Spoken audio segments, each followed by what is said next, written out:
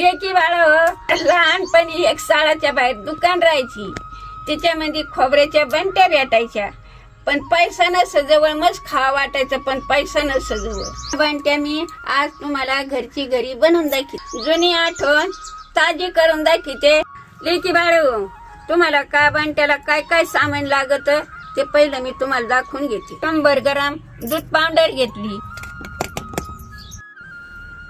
दूध पावडर मध्ये गौरी झाडाचं तूप सोडून घेऊ. आता हे मिक्स करून घेऊ आपण.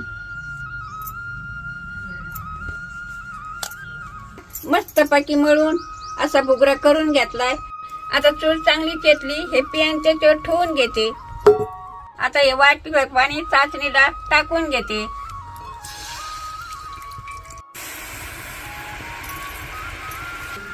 ज्या वाटीने पाणी टाकलंय 1 वाटी, त्याच वाटीवर साखर आहे.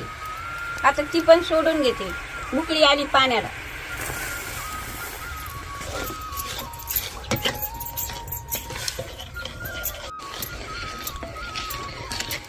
की बाई हो, हे बघा कशी तार तुटती. हे बघा कशी तार तुटत. आता दूध पावडर अशी तार तुटायला लागली का टाकून घ्यायची. आता हे का असं मस्त पाकी खायासारखं करून घ्यायचं आणि खाली जाग उग मुजळूस राहून द्यायचा. 2-4 इलायची फोडून घेतली, त्याची पावडर केली. आता त्याच्यात टाकून घेऊ. 50 ग्रामचा खोबऱ्याचा किस आहे, हे पण त्याच्यात टाकून घेऊ. एकदम असं मिस्क हळूहळू घ्यायचं. तर खायावणी परतलंय चांगलं मिस्क करून घेतलंय का जाग कमी करून उतरून घ्यायचं खाली. लय गारा बी नाही, लय गरम नाही.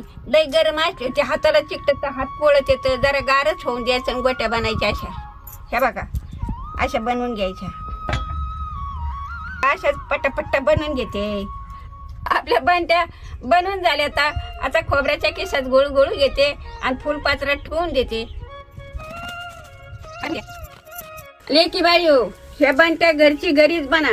लेकरा बाळाला घाला, तुम्ही खा, आजी खाती आणि कशा झाल्या ते मला कमेंट मध्ये सांगा.